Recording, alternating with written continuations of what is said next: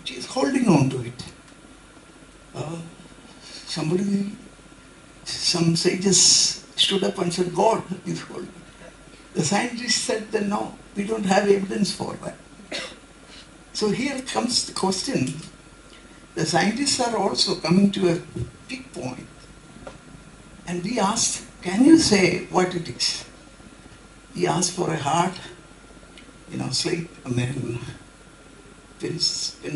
chalk and wrote. It is hard science. No answer for it. Scientists have no answer for it. So in that nucleus, it's also found out so many information, but we do not know completely what it is. We have only this, whether the sages are answering it, they can only say the Puranic Upanishad. Shankaracharya has said Maya.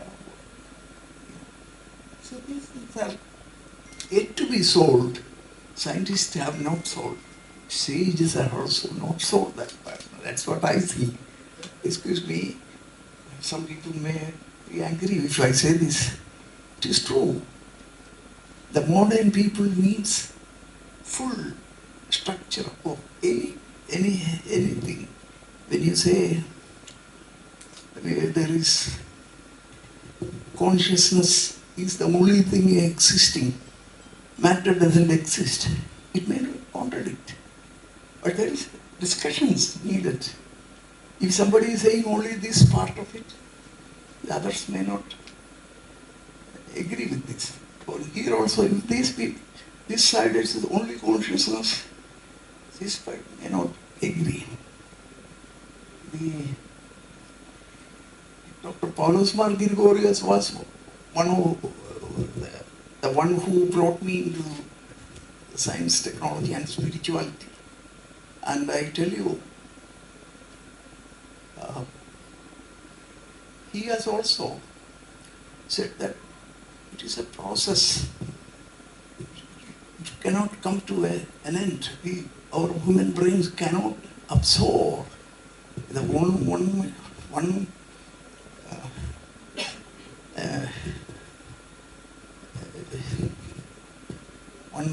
millennium, the Milky Way or universe. There are several million universes. So how do we get all this into our small brain? So anyway, I am coming to Dr. Satish Kumar. He is related, many people have said about his relationship with Kerala. 1957 Kerala government had a Hunaya bill, or means land reformation bill. And, it was a controversial thing. And the chief minister went to discuss with Vinoba Bhave how you are doing this. How we are doing this in a holistic way. We cannot go to the administration way, but you are doing a great thing. So you must went to see Vinoba Bhave. This great man was sitting next to Vinoba Bhave. And he spoke to E.M. Shankaran. He knows that discussion. Anyway, that was a history. I wanted to say he is the mentor for this all sessions, not only this session, any session. He is the mentor. He can intervene and talk to you. He can advise you what is needed. So I introduce Satish Kumar, the member of this conference, and also he is my hero. So please welcome. University.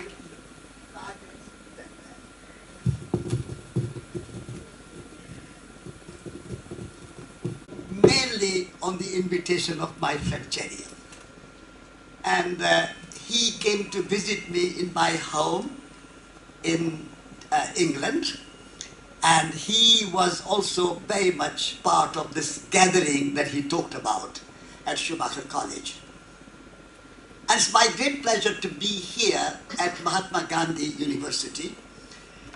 And I'm delighted to see such a beautiful campus. So many wonderful trees you have. And I was told that in this university, there are 30 acres of land totally protected and reserved for the trees. That's a wonderful news. That's a real spirit of Mahatma Gandhi. It's not only the name university, but also the practice of Mahatma Gandhi's principles. Now, we are meeting to discuss science and spirituality, because sages represent spirituality and scientists represent science. Now, the world is made of two things in relationship. But our modern world separates. So this conference is to unite the separated science and spirituality, scientists and sages, science and spirituality. Now, in a very simple way, science is concerned about quantity. Spirituality is concerned about quality. Quality needs quantity. Quantity needs quality. You cannot separate them. Science talks about quantity, means matter. And science talks about quality, which is spirit. So everything is made of matter and spirit together. Quality and quantity together. Scientists do analysis and sages do synthesis. We need analysis, but we need synthesis. So this idea that science goes one way and spirituality is mumbo jumbo, that's kind of irrelevant. And scientists and sages or spiritual people think, oh, scientists are materialists and they don't understand the truth and the reality. I think they both need to come together, and we need to embrace scientific. My teacher Vinoba Bhave, you mentioned, he was very much of this view. He always talked about how science and spirituality can come together and work together. Now, in our body, we have two organs of two hands. You don't work with one hand, two hands. Two legs, we don't walk with one leg. Two eyes, 2 ears, 2 lips. Also, we have 2 brains. Left hemisphere of the brain and the right hemisphere of the brain. Majority of our education, most of the universities in the world only teach left hemisphere of the brain. The left hemisphere represents more rational, more analytical, more administrative, more bureaucratic, more managerial aspect of our reality.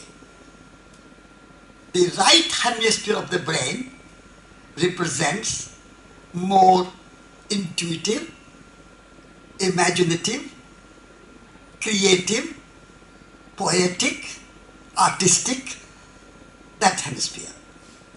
Now, in our education, we are only or mainly most of the universities, Mahatma Gandhi University may be an exception, but most of the university, we try to educate our children, and not only universities, but also schools and colleges.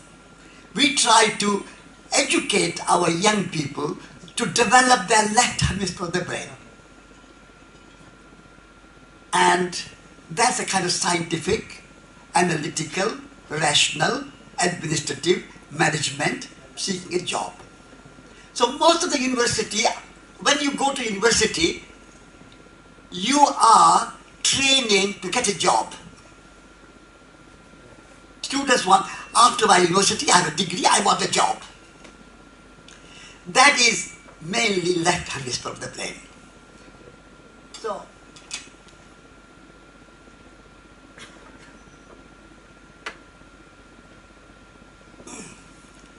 I would like our schools and universities to teach young people not just for jobs, but work. There's a difference between jobs and work. What am I going to do which is a complete work, more holistic work, which is creative and makes me happy, makes me enlightened even. That's the kind of education Mahatma Gandhi envisioned. He called it Nai Talim, new education. So I hope that Mahatma Gandhi University is teaching that new kind of education. One of the things, how we make a new kind of education, at Schumacher College we tried that every student should have education of head, education of heart, and education of hands.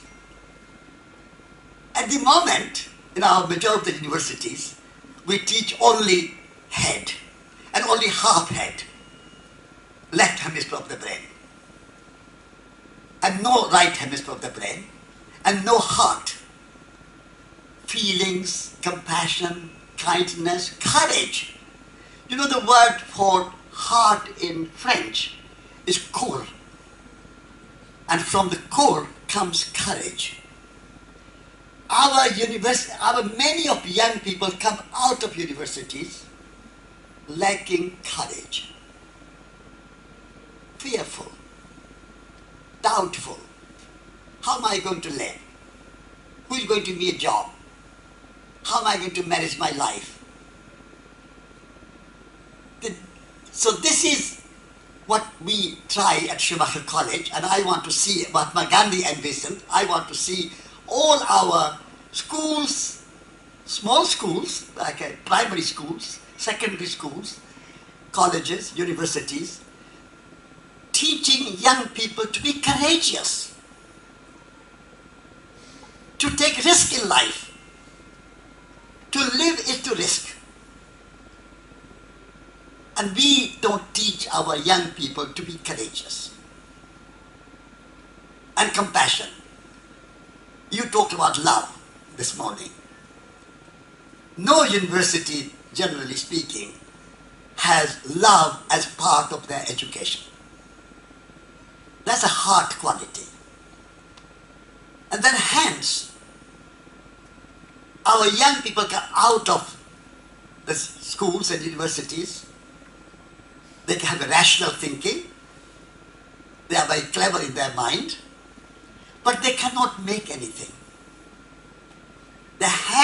These hands are a wonderful gift from the universe. Just imagine what your two hands can do. These two hands can take an ordinary piece of wood and turn into a beautiful furniture. Ordinary piece of clay and can turn that into beautiful pot. Ordinary color, ordinary brush, ordinary canvas, and you can make a great painting. These two hands are a wonderful gift to us in the universe. And most of the universities in the world, not only India, but Europe, America, everywhere in the world, we are thinking hands are just useless. Everything has been done by machine. And in order to make a machine, you need lots of minerals, to do a lot of mining. And in order to run the machine, you have to need a lot of fossil fuel. You have to mine the coal. You have to dig the wells, dark oil from the ground. And you know the dark oil coming from the ground is a dark energy. And I call it underground. I mean, metaphorically speaking, the hell is underground. And so our energy coming from the hell, the coal and oil, the dark energy is coming from the hell. And therefore, if energy coming from the hell is creating hell on earth. And so we have global warming, we have climate change, we have pollution, we have waste.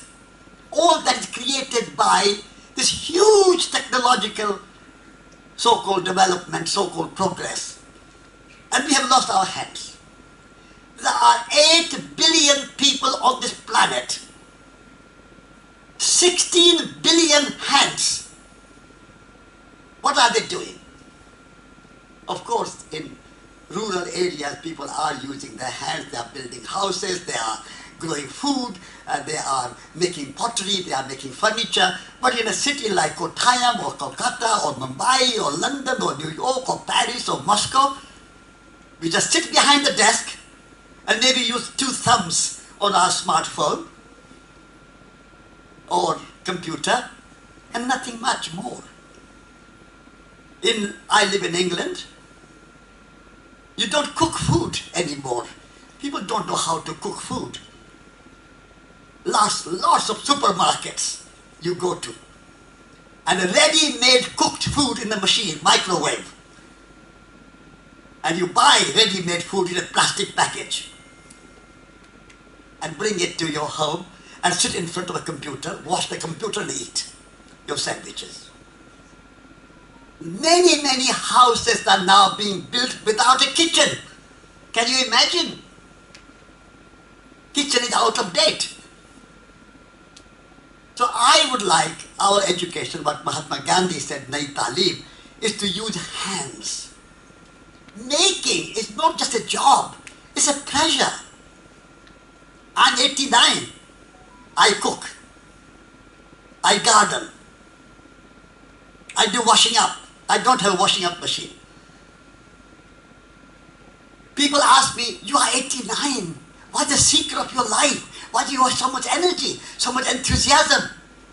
I said, the secret of my 89 years old man, still energy. I can travel around the world. I can stand in front of you to speak. I do garden. I have 2 acres of garden. I have 15 apple trees. This year I've already made 200 bottles of apple juice. I don't just buy apple juice, I make my apple juice. So, doing things with your hands is a pleasure. It's not a job, it's not a pressure, it's a pleasure. So education, every school in the world should have a garden. Mahatma Gandhi University must have a garden. And every student must learn how to plant seeds and see the miracle of nature. You plant 1 tomato seed in the ground, and that tomato seed is going to be a plant, and that plant having leaves and flowers, and out of those flowers coming green tomatoes, and then yellow tomatoes, and transforming into red tomatoes, and a juicy tomato with 20 seeds in it, and you eat it. What a miracle of nature. We just see news on the computers and the television, and we see various kind of internet and so on our smartphones. But we don't see the miracle of nature. Our students don't go out of the university. At Schumacher College we say, our classroom is outdoor. We go to the hills of Dartmoor and see nature, experience nature, be in nature. God is not behind the clouds somewhere. God is in nature. Isha Vashyamidam Sarvam. That's Upanishad. Isha Vashyamidam Sarvam. Everything is sacred. Everything is divine. And that mystery, that magic, that miracle of nature, we have forgotten.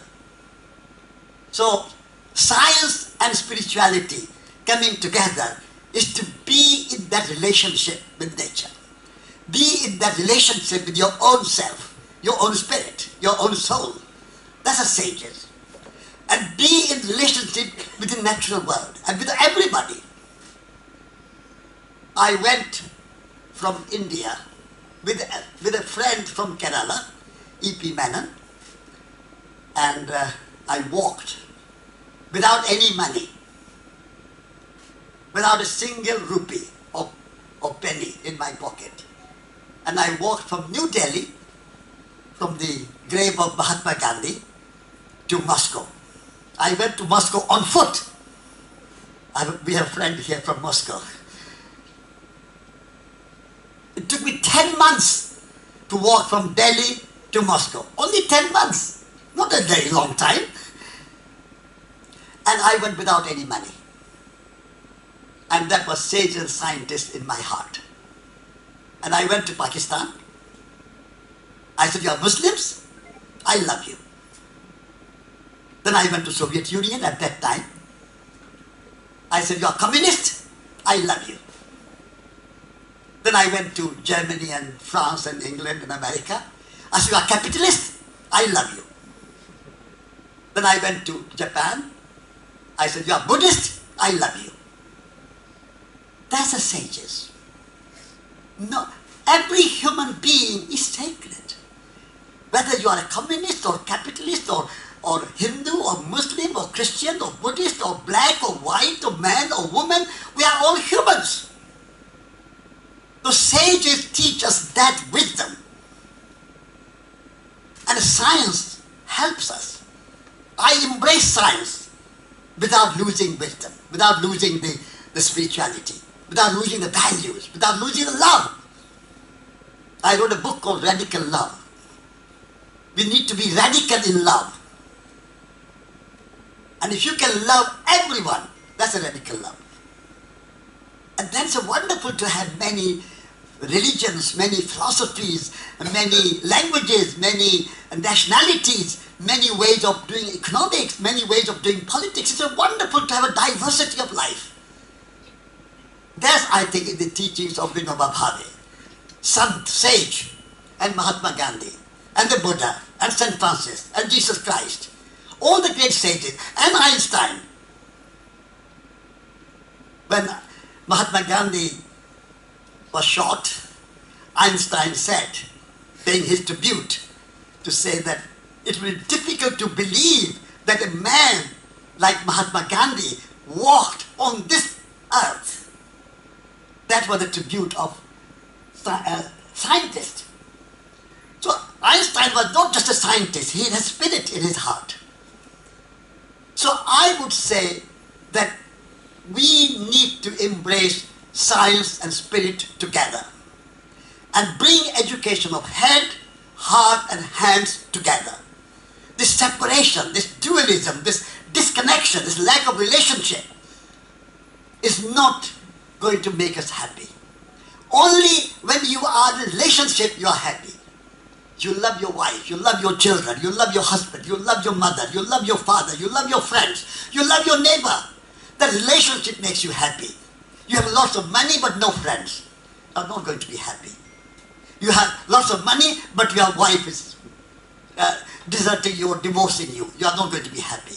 You have lots of money and lots of houses, lots of cars, but you have no neighbors hate you and you hate neighbors. You are not going to be happy. Happiness comes in relationship. When I have my friends, I have my husband, wife, children, parents, neighbors, everybody I love, I'm happy because I love everybody. Whether I have money or not doesn't matter. I never think of money. Money just comes and goes. There's a kind of an idea. The real thing is relationship. So this separation from science and spirituality, separation from scientists and sages, and no connection, no relationship. Everything, as Cherian said, nothing can exist in this world on its own.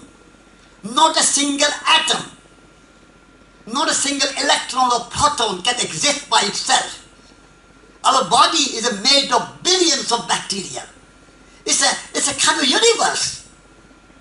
We are made of sun and the moon and the rain and the earth and the air, the fire and the water, the consciousness, the spirit and the relationship and many, many millions of things. Relationship is the key to all our existence. And we have forgotten that. Individualism, separation. I'm a Hindu, you are a Muslim, I'm a Christian, you are a Buddhist, I'm a communist, you are a capitalist. I want to have a diversity and unity dancing together. Do not separate diversity and unity. The moment you separate diversity and unity, unity becomes uniformity. And diversity becomes division and conflict. We should embrace diversity and not turn into division and conflict. And we should embrace unity and not make uniformity. Everybody wearing same jeans and everybody drinking same Coca-Cola or everybody drinking same McDonald's or everybody same. Wearing same jeans, blue jeans and same dress. I mean, India is a country and a culture of diversity. And nature is diversity. We are all humans. We are all of you are mostly from Kerala. But no two Keralans, no two humans, no two Indians look the same. Diversity is a good thing.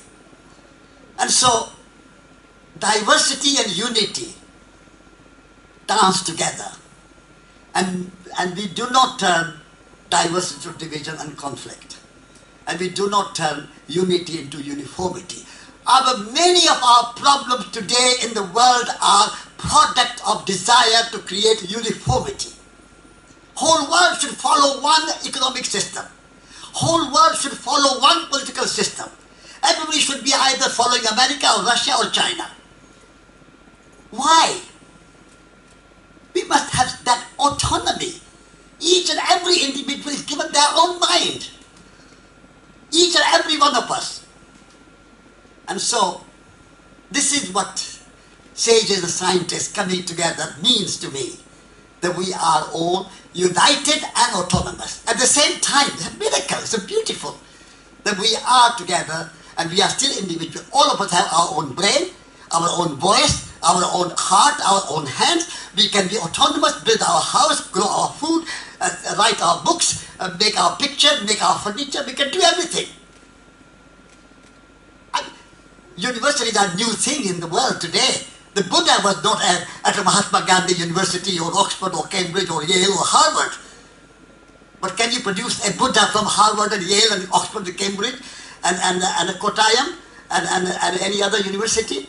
Can you produce Shakespeare? Can you produce Rabindranath Tagore? You quoted. Rabindranath Tagore did not go to any university. University of Life. So, sages and scientists must come together.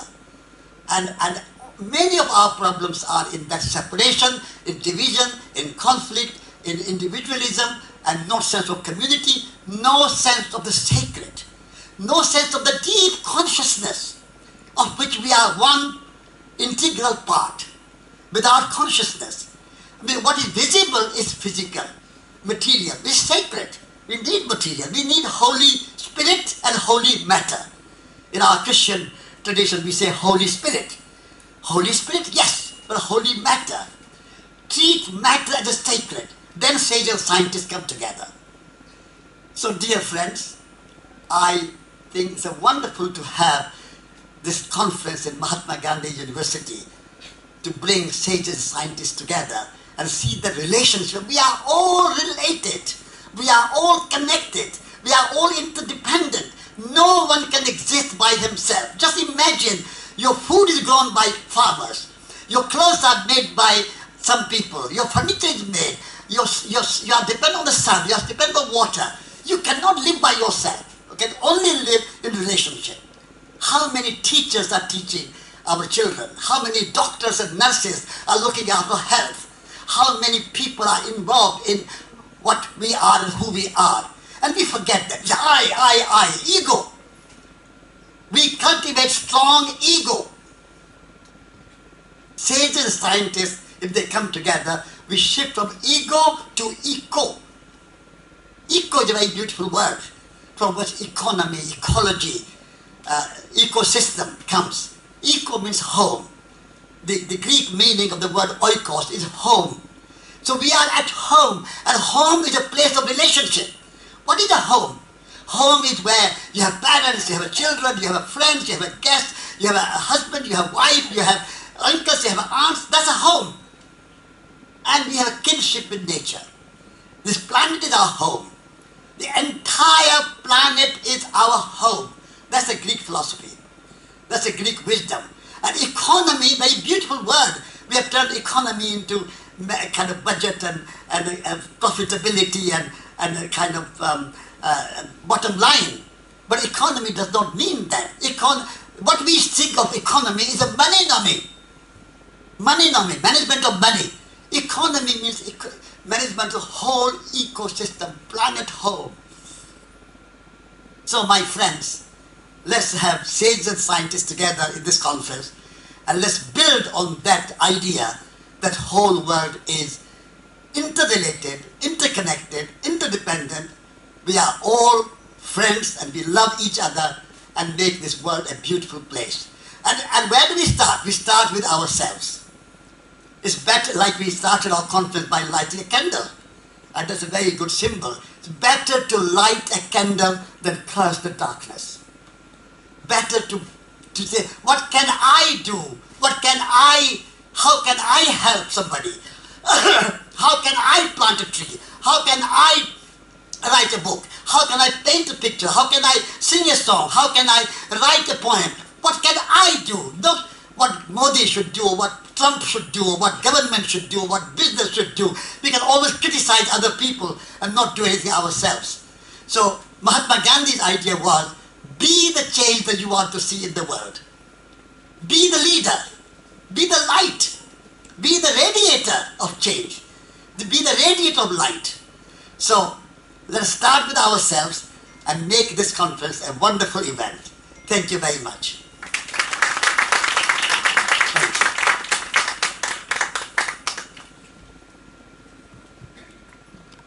Hello everyone. What a delight to be here with all of you today. Such a gorgeous day. And I'm most grateful to be here in India again. Such an extraordinary land with a very deep wisdom and history, and the land of Mahatma Gandhi. I'm most grateful to be honoring today in this conference. And this conference is so beautifully organized with such an amazing panel of sages and scientists brought together. And I'm most touched and blessed by the remarkable opening and inauguration and the talk address, the very inspiring words from Satish. Thank you. So namaste and good morning again to everyone. I'm Paulo Fletcher. I'm a strategist, I'm an educator, and I am a seeker, like probably most of you here today. And I would like to open up a reflection as we set the stage to create a sustainable future today. A reflection around three concepts, three words that are so vital today in this world. Wisdom, consciousness, and peace. How these three come together to integrate, to heal within ourselves, among one another, and in the world at large. So, before I begin, I would just like for you to just create space and breathe into these three words: wisdom, consciousness, and peace. And there's a lot of wisdom here in the room. There's probably a great sense of consciousness, and maybe also a longing for peace. So I would like to invite each and every one of you to just breathe for a moment. Breathe into these three words. So take a deep breath. And just breathe into the ground, into the land. And as if your feet were roots, breathe into the earth.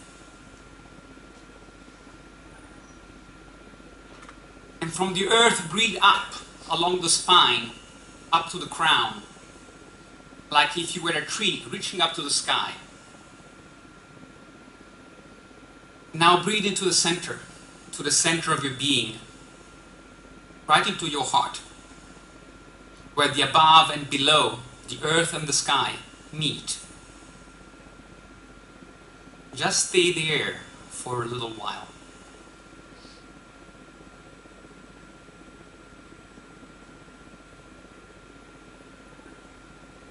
And as you breathe, let your breath create the space that you need for a sustainable future. And in your own way, through the silence of your breath, just allow your breath to connect you with wisdom, with your own sense of wisdom.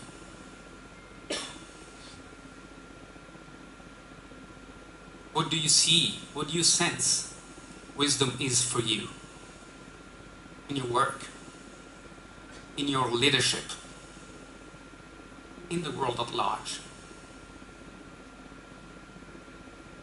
Just breathe. Feel.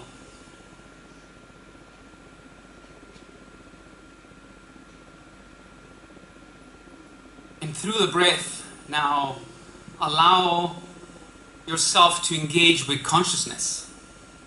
There's a sense of consciousness. How does consciousness show to you in your work, in the world?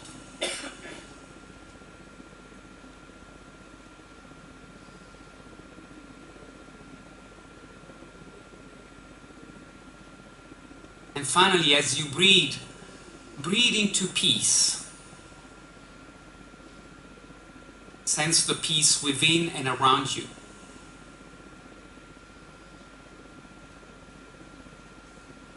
How does it come? How does it show up in you? What do you sense when there is peace within and around you?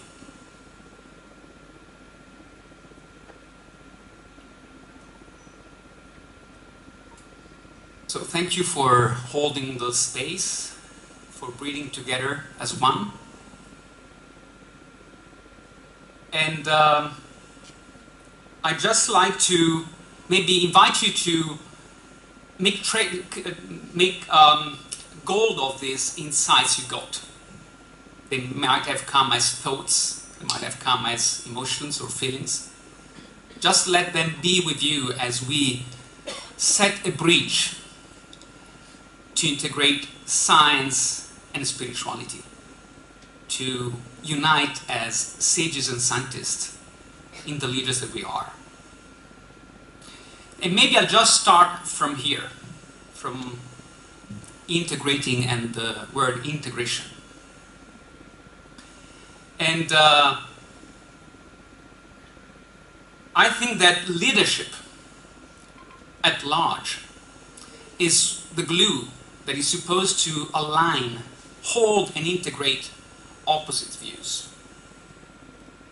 And in a way, wisdom is what allows us to see, sense, and integrate, to heal the fragmentation, to heal the disconnection, the disintegration in consciousness at all levels. We mentioned the ecological level, the social level, and the spiritual level. So let's explore wisdom. And wisdom is a beautiful word and is often misinterpreted. There are many definitions associated with wisdom. And I'd like to start by saying that wisdom is not really knowledge. It's not something that we accumulate that we possess, but rather something that we access within. And there are different definitions, but if we look just at Sanskrit, there are two beautiful words in Sanskrit. One is viveka, if I pronounce it correctly, where vik is about seeing as discerning. So to discern as a way to create balance. And prajna, or pragna, that is the mix of jna, from where the verb to know in English comes from, and pra means to know intensely within. So just these two words tell us that wisdom is something more, greater, that goes beyond knowledge. And I wonder whether somehow wisdom is about seeing, about sensing, as if we are able to sense with all our senses, and in that way we are able to see, as if we get a sixth sense. And what I found most fascinating is that in English, the word wisdom actually comes from the Proto-Indo-European root, vid, which translated in Latin, the root was derived in Latin, came videre, which means to see. And with avidya, another Sanskrit word, that means ignorance. Ignorance as not being able to see. What we don't see, there's ignorance. Visual. And exactly, so from Latin, the videre, then also comes visus, which is eyesight. And from visus came, in English, vision, more as an inner sight. So it's beautiful that if we just blend all these words, we get a sense of something that is more forming inside, as an inner sight, as an insight. So, in such a way, wisdom to me speaks as something that moves inside, that allows us to see. And it is an inner, an innate intelligence that we all possess, that we can all access. That I like to say allows us to see within, through, and beyond what is merely visible. The potential in everyone and everything that wants to come forth. And in doing that, it allows us to integrate the visible with the invisible dimension. We've spoken about science being more visible and spirituality being more invisible. So that we can serve something greater through us. And so what if wisdom is what allows us to see, to sense into a greater reality, into a bigger picture, and allows us to engage with consciousness at large? So I'd just like for you to just sit with this inquiry. What if wisdom is what allows us to see a greater reality and engage with consciousness? And what is consciousness? Again, there are many beautiful definitions on consciousness. And many are somehow pointing to a primordial ground that connects us all, making us breathe as one into a big cosmic breath. What is very fascinating is that in science, quantum physics, tell us that consciousness is a infinite potential, is a undivided whole, the one and the many. Mystics would say the one and all that is coming together. And this is something that India knows since the time of the Upanishads, with a beautiful concept of Atman. Atman speaks about that sacred union between our individual soul as the essence of who I am, with all that is Brahman, the source of everything. In a way, telling that there's a sparkle of light in each and every one of us, and in everything, in every atom. The word Atman and atom share the same root. There is a divine essence, there's a light that sparks in each and every atom, in matter, in nature, in humanity, everywhere. And so, in that respect, it's also beautiful that if we look at it that way, we realize that with Atman, I am all that is. In me there's consciousness. I am consciousness itself, breathing as one. There's a beautiful ancient mantra, again, that you might be familiar with, which is Soham, which means I am that. I am that pure consciousness. So with every breath, we reconnect with this greater consciousness that we all share. And consciousness, we could say, operates in a spectrum. And a spectrum that we could say goes from fear to love. Fear as the absence of love. And fear as the lowest emotional vibration we can feel as humans. Love being the highest. And so if consciousness is all that is, it contains everything. It contains fear, it contains love, it contains shadows, darkness, and light. And if you think for a moment, when it's dark and you cannot see, there may be a sense of anxiety leading to chaos, leading to fear, leading to a sense of I need to survive. That may lead to conflicts and may lead to even to war. And when there's light is where you can see. And when you see, you become aware. And when you become aware, there might be a sense of coherence and ultimately love as the highest energy we can feel as humans. So in fear, in darkness, we tend to divide, we tend to separate, we tend to fight. In love consciousness, there's no separation. We cooperate. We see, sense, and feel and act as one. And this is quite fascinating because in a way it depicts consciousness as something that can change from one pole to the other. Something that may be dynamic. And what makes it dynamic? I wonder whether what makes it dynamic is something that it's in us. Our capacity to choose what conscious level in this wide spectrum we respond from.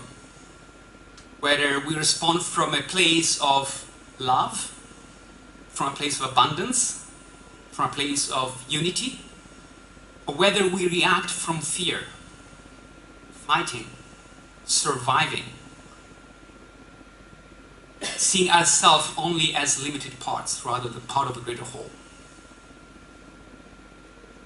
And so we can choose. And we can choose where to locate ourselves in this spectrum. So what if wisdom is about choosing love? Choosing love in this spectrum as the place from which we respond from. And what if leadership wisdom, or the wisdom leadership, as the embodiment of something, is the embodiment of love. It's wisdom in action, taking action to integrate and heal, and as such lead us towards peace. And so, as we move towards peace, I believe there's an innate intelligence that leads us towards peace, and that wants to heal, that wants to integrate. But it does require a shift in perspective. Like with every change, a change is never a linear transition from A to B, from a undesired state, the current present, to a future desirable state. It's never linear. It's a more non-linear process where we need to tap into something higher, something deeper, into a delta to create the difference, to move from A to B. So there's a shift in perspective that we need to take. And peace, I realize it is a very charged word these days. It is elusive, and yet it is so present, so natural, within our capacity, within our reach. And peace in most languages refers to something that is whole, that is complete, as a state of integration, coherence. Peace not as absence of conflict, but more as a dynamic equilibrium that takes us naturally as humans towards a sense of harmony and coherence. And if we just speak two languages, in Hebrew, shalom, or in Arabic, salam, they're even similar. Even in cultures that look so distant today, and yet they are so close in essence, as they salute each other with peace. And in Sanskrit, this idea of integration comes very beautifully with the word shanti, that literally invokes us into integrating the head, the heart, and the hands, as it is chanted 3 times as a way to bring purity in our mind, in our speech, in our actions. So there's something around peace that speaks about integrating the head, the heart, and the hands. And that is precisely where we need to go to shift our perspective. Because most times, when there's an absence of peace, it typically has to do with a separation in the way we see things, in the way we think, in the way we feel, in the way we act. Personally, when there's a separation in how I think and how I feel and how I act, it's where a dysfunction is created. And that happens at the personal level, at the organizational level, at a systemic level. So there's something that invites us to go into an alignment between the head, the heart, and the hands. As essentially peace comes when we integrate and the spirit comes into our body, and when we align vertically.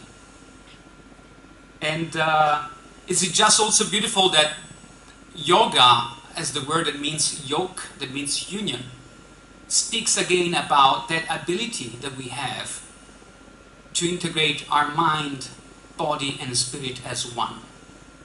And doing that, be able to operate at a different level. And reconnecting with what is most sacred within ourselves. Our sense of oneness, of sacredness that we have as being part of the world and the humankind. So, for peace to happen, wisdom invites us actually to shift our perspective, to create that consciousness shift. And the shift is in seeing, thinking, feeling, and acting as one, rather than as a multitude. Can I see myself not only as an individual, isolated individual, as a part, as isolated part, but can I see myself as being a human being? Can I see myself as being part of humanity as a whole, that again thinks, feels, and acts as one? And unless we can do that shift, there will be no peace. There will always be division and separation. It's only when we are able to shift from seeing things not from my limited ego perspective, but from my perspective as being human with other fellow humans. And recognizing that there's a thread that unites us all, which is not only the air, but it's love, the love that we feel, that makes us human, that makes us really human, different from machines, different from AIs, that capacity to sense, to feel, to see things from a quantum consciousness field, if you like. So what if wisdom, finally, speaks about that conscious change that wants to happen? To see ourselves as human and humankind as a whole, to think, feel and act as one human being, to restore a human alliance for peace.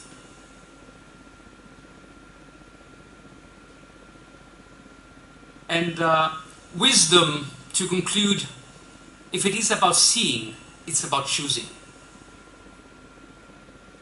And choosing love and being in service of that love in becoming, that love in action, so that we can integrate, so we can be peace holders and peacemakers. And seeing means discerning, and discerning means choosing. So wisdom ultimately is about a choice that we need to make. What is the choice that we want to make as the highest expression of our species? And if you think about our species, we are called Homo sapiens. So wise man, literally, translates as man with sapientia, the Latin word for wisdom. So beings with embedded within wisdom, as that capacity is inherent, is within us. So who do we choose to be as humans, as the highest expression of humankind? Do we choose fear? Do we choose war? Or do we choose love? Do we try and converge towards peace? And if wisdom is a choice, choice ultimately is about agency. It's about leadership. It's about our capacity to act as leaders, as agents of change, agents of progress, agents of evolution. So who do we choose to be as leaders?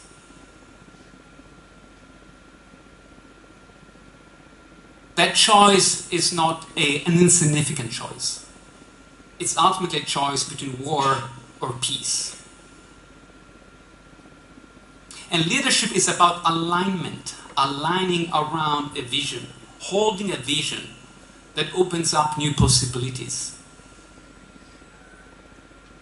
for a better future, for integration rather than separation. So leadership in one way is ultimately about integrating and healing, as reconnecting with the whole.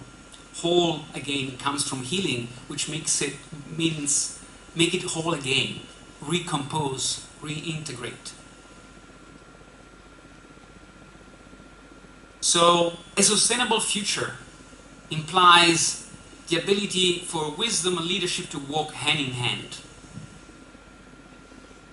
We need sage and sages to hold a light, a candlelight, so others can see. And we need sage leaders to hold a flame, to guard the flame of peace, to become angels, guardian angels of peace in a way. So, in a way, it is only by showing the light to others that we can remove fear, that we can reduce the darkness, we can reduce the ignorance, the avidya, and open up for love to inform our actions and to elevate our consciousness. So in concluding, I wish wisdom to inform the ground of our sustainable future as we move over the next 3 days in this beautiful conference. And I wish us all within to be able to see within, through and beyond what is merely visible, to be able to integrate more visible and more invisible dimensions as one, in coherence. And I wish us all in the world, whether we are past, present or future leaders, to step up in becoming guardians of the flame of peace. Thank you.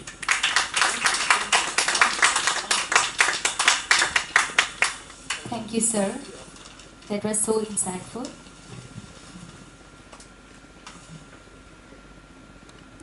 Job, or business should give me a job, or industry should give me a job. So seeking that job, you are, in a way, giving up your own potential, your own creativity. So creating your own work gives you that freedom to use your own creativity. So I would like to advise young people, rather than seeking job, create your own work. And there are so many possibilities. I would say that everyone is a maker. We are all makers. You said about consumers. But we are not consumers, we are makers. Kumaraswamy, he was from Sri Lanka, was a great artist. He said, an artist is not a special kind of person, but every person is a special kind of artist. So we are all artists, we are all makers, we are all poets. Poet, the word poet does not mean somebody who writes beautiful words on a page. That is a poet, but poetry is more than that. Poetry, the Greek word poetry comes from poesis, which means to make. Artisan, to make.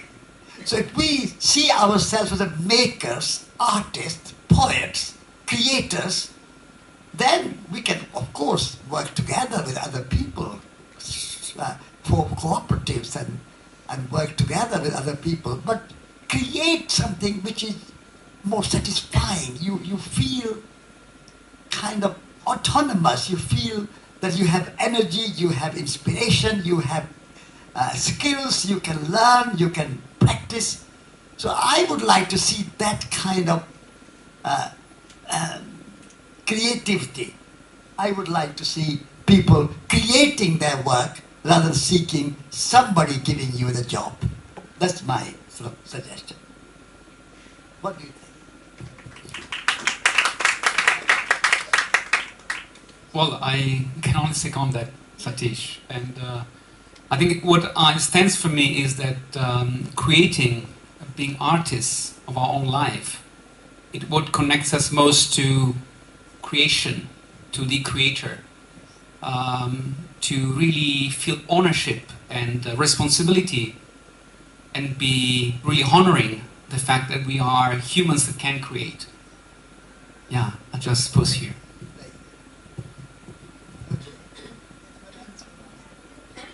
Can I ask you a question? Yes. At the very outset, I would like to say that our journey towards a sustainable future is going to be extremely futile and would bring about catastrophically dangerous confusion and consequences for 3 reasons. First, the imminent arrival of unlimited and inexhaustible energy from fusion reactor of the so-called artificial sun. otherwise we call East, experimentally advanced superconducting locomotive, will bring about total unemployment around the world, and a society without jobs will take the human beings to a state of restlessness, confusion, civil war, and total destruction. Point number 2. The worldwide spreading of open AI, especially the NVIDIA, is spending $120 billion around the world to push open AI, and the United Nations Assembly gave the warning that there must be an end for discoveries and inventions. If there is no end, humanity will perish. And the third point, just 2 months back, there was an article in the Hindu that scientists succeeded in producing human embryo from human skin cell. Now all this will bring about confusion and total complexity, with the result that this is going to be the last human generation. Thank you.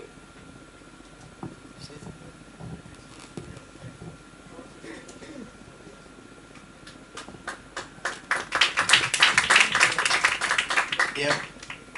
Anybody from students, can you say some question? I mean, bring some questions.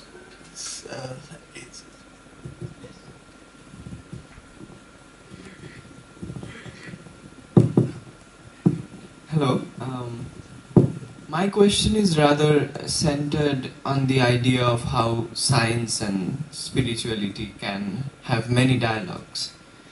I was thinking that what we call, usually referred to as modern science, relies extensively on a very fragmentary, one-way idea of instrumental reason or instrumental rationality, which adjusts means to the ends and not in a holistic way. And I am reminded of Gandhiji, who said that, who compared means and ends in a very holistic, reciprocal relationship as the relationship between seed and a full-grown tree. So this means and dichotomy, how that figure out in the science and spirituality dialogue? My question is that. So in a way, your question is about means and ends. And means and ends should not be separated. Mahatma Gandhi said, noble ends should be pursued by noble means. And when you use, like our friend said about AI, when you use any means, as long as we have some ends good, then I think we lose that holistic approach. So the relationship between means and ends should be close. Our means should be in congruence, in sympathy, in keeping with our ends. So if you want to achieve a happy society where people are creative and imaginative and artistic and contented and making good things, then our means should also be congruent to that. So means and ends should work together. Yeah, I love this notion of means and ends working together. And I think in your metaphor, speaking about seeds and fruits, a seed is both a mean and an end itself, as is a fruit. It all depends on the perspective we take. And in such a way, ourselves as humans can be both means and ends. And we probably are means towards an evolution of our consciousness, of our species, rather than simply ends in, accumulating power and resources just for our own sake. For example, at the moment, we are using nature as a means to an end. Nature is separate, first of all, we think, The nature is out there, the trees and the mountains and the backwater and the oceans are nature. We are not nature. So we separate first and then use nature as a means for economic growth, for making this, building houses, etc. And this is where our ecological crisis is emerging. And we have more pollution, more waste, more global warming, more climate change, all those problems are coming. So, for example, this is one example, that if you relate with nature, not use nature as a means to an end, relate nature, and taking care of nature itself is the end. And so when you are growing food, we are taking care of nature. We are planting trees, we are taking care of nature. And then nature gives you fruit, nature gives you vegetables, nature gives you flowers. So means and ends become one. So nature and we are not separate, we are one. And nature is not just a kind of dead matter. Nature is alive. Nature is a living being. Earth is a living being. So that consciousness is to bring means and ends together. So your relationship with the... So, for example, our human body is not just a means to end. The caring for human body is as important as what you produce, what you make, how you use the body. So I think it's very important for us to combine, like sage and scientists, science and spirituality should be in relationship with each other. In the same way, means and ends should be in relationship with each other. And means should be part of the ends, and ends should be part of the means. They're all completely interrelated. There should be no separation. Yes. Hi. Yes. Hello. Yes. Please, can you stand up so we can see you? Okay. I was sitting there, that's why. Hi. My name is Samar, I'm from Yemen, Middle East. I'm doing PhD in the School of Gandhian Thought and Development Studies, and this is my first time to be in this a conference where people like talking about love, wisdom, that it's not just about science, no, it's also about our life and about relating. Dr. Satish, please, I want to ask you something. Have you ever visited Middle East? And if Middle East, like have you been to any Arab country? Yeah, okay, first. And I have one more question. When you say that you meet the people that from Japan who are different religion to your religion, and you say to them, I love you, what was their reaction when you meet people and they say disliked you? When I say you love you. Yeah. Yeah, and I want to ask you personally, how do you define love? I mean, from your own perspective, not the answer, please, to the other sir. Wisdom, when you mentioned that about wisdom, see, for me, wisdom, I think it's from my previous experience of life, that wisdom, that is what I really, how my previous experience, then I reached to this point. It's not like I take from, okay, I can learn from other people's life, but what I see, what is my perspective, what is my vision, that is really my own wisdom, and I really try to spread it, and I really try to share my own wisdom to others. But of course, at the end, all of us, we have different perspectives in life. You also mentioned about love. What is your define about love? Because really, this is the vibes I'm getting in this room, like how is the science and it's integrating with our emotion as a human, as you mentioned before, that machine and AI and all of this, and also how sir, when he mentioned about that, it maybe this is the last generation in the humanity that later on there will be no job for us. It's like, imagine, I finish my PhD, then I will be jobless because of AI.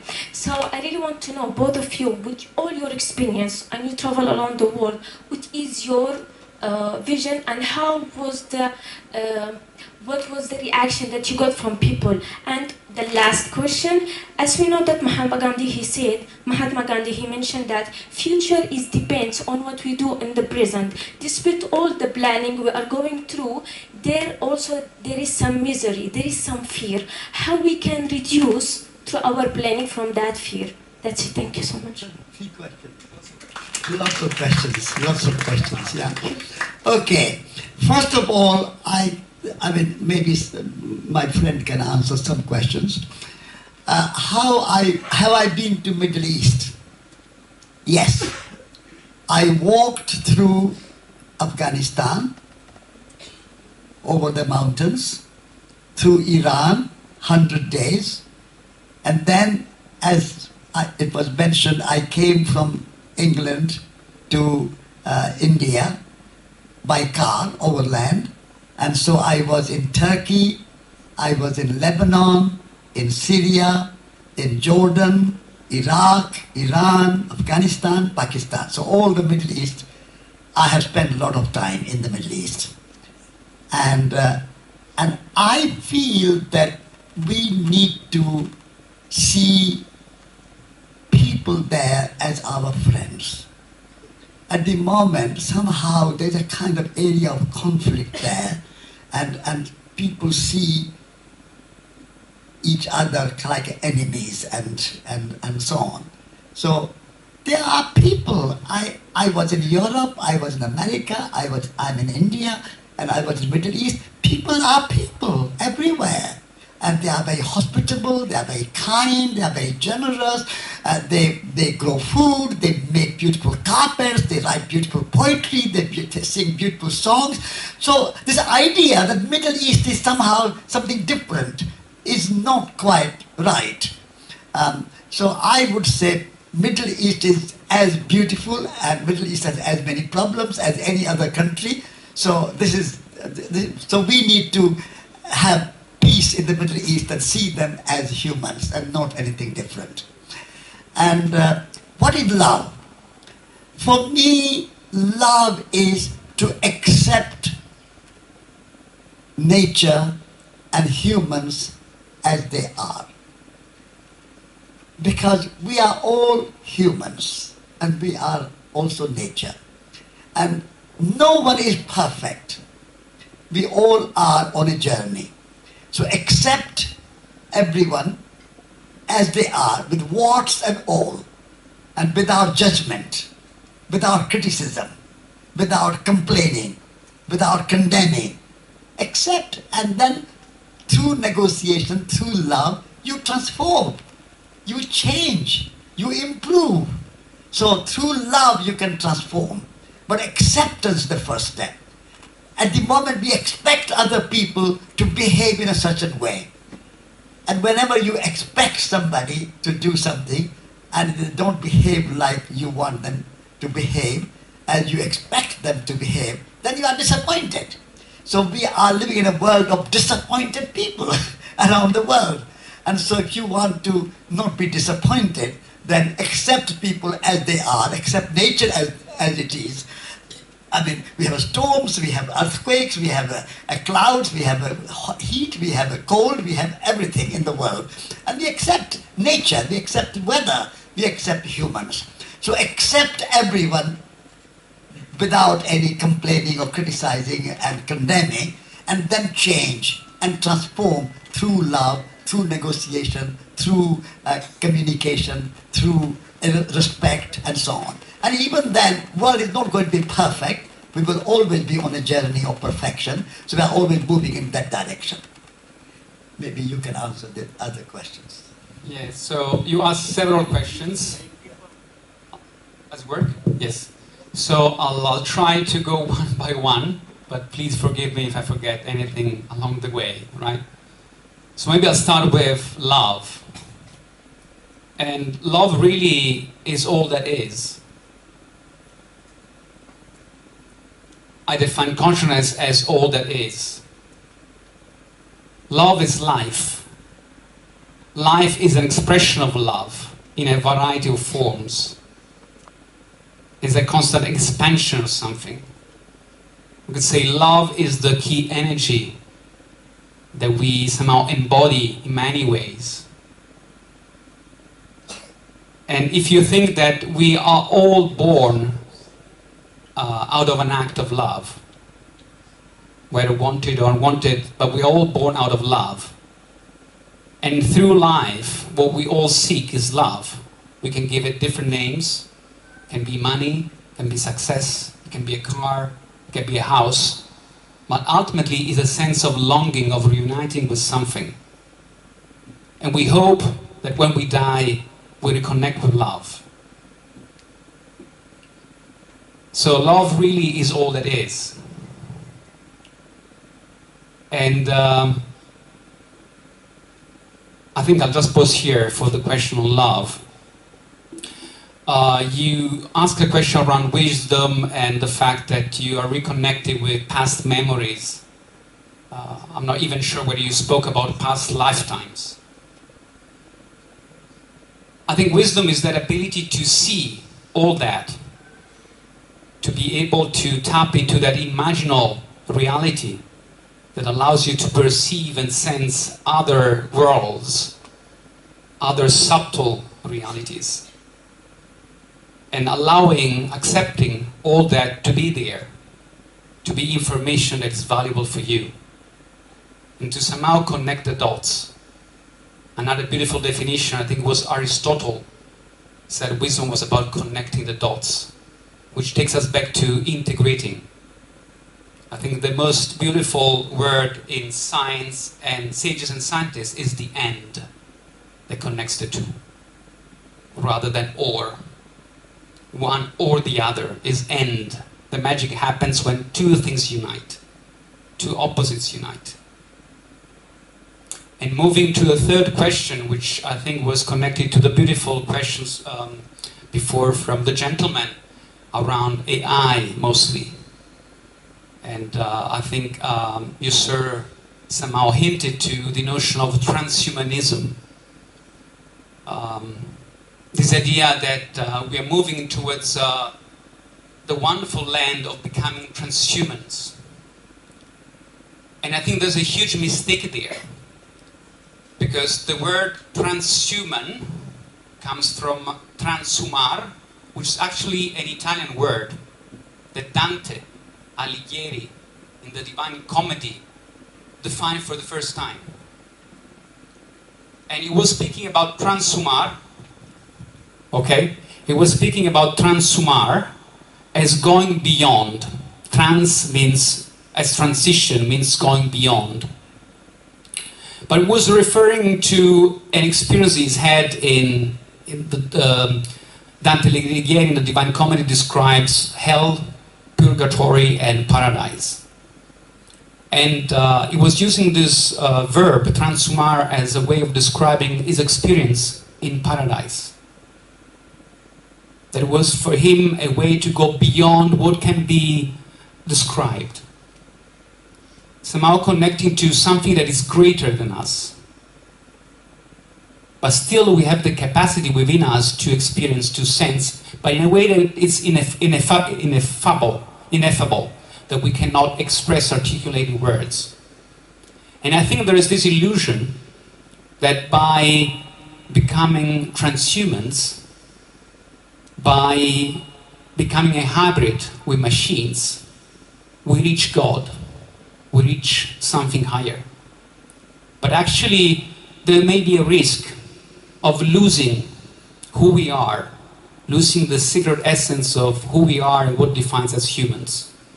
And that is our heart, as our capacity to share a language that we all speak, beyond nations, beyond languages, beyond the colors of our skin.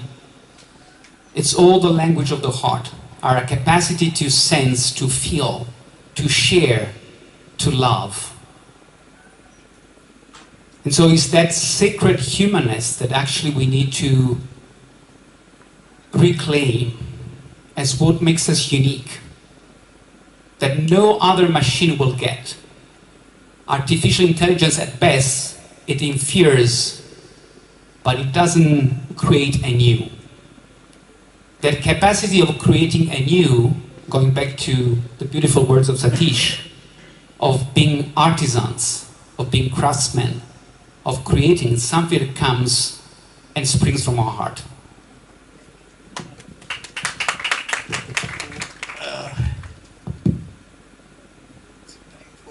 lunch. So I would like to continue this discussion after the sessions. People can meet them, and let us conclude this session. Right? And you want to say? We now have the honor of presenting shawl and memento to Dr. Satish Kumar as a token of our appreciation. I request Dr. Cherya Nipan, the chair of sessions, kindly present shawl and memento.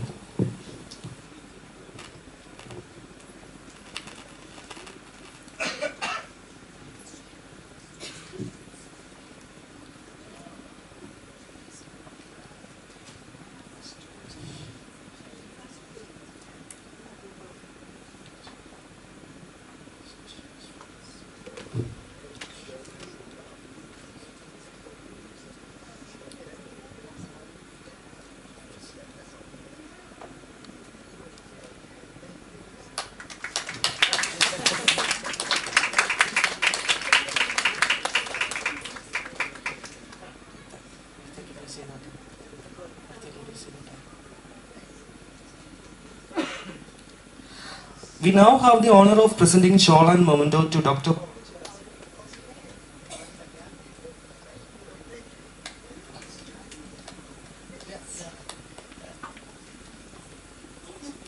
We now have the honor of presenting shawl and memento to Dr. Paulo Merli Fletcher as a token of our appreciation.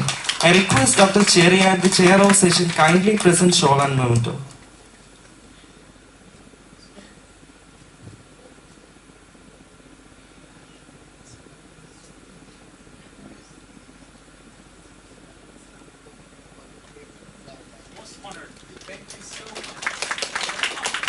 I invite Dr. Cherya Nipan to kindly receive a token of appreciation from Professor Naushad PP, the convener of the conference, for chairing the session.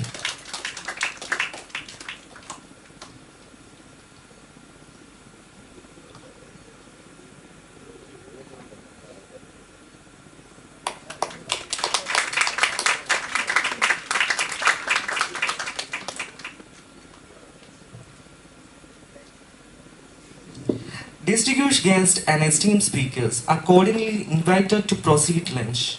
We will now break for a lunch. After lunch, all participants are invited to attend poster session from 1:30 to 3 p.m. on the ground floor of this building. And the next session will be start at 3 p.m. in the same hall. I request all the speakers to hand over your presentation to the technical team, which is seated in registration desk. Those who